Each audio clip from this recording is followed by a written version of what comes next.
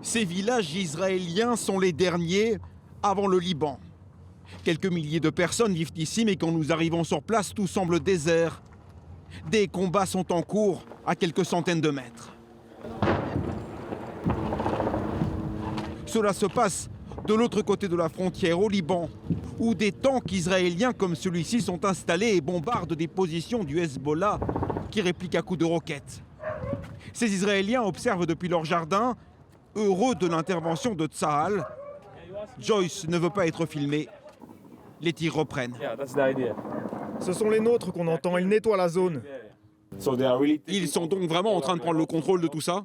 Oui, j'espère. C'est la seule solution. On ne peut pas discuter avec ces gens du Hezbollah. Ce sont des terroristes. On ne peut pas parler avec eux. Le déploiement de ces blindés israéliens s'accompagne d'un appui aérien permanent. En plus du bruit des tirs et des coups de canon, on entend ici en permanence le bruit des drones israéliens qui surveillent les villages libanais pour détecter tout éventuel départ de roquettes du Hezbollah et répliquer immédiatement. Car les roquettes du Hezbollah continuent à tomber sur Israël. Cette maison a été touchée.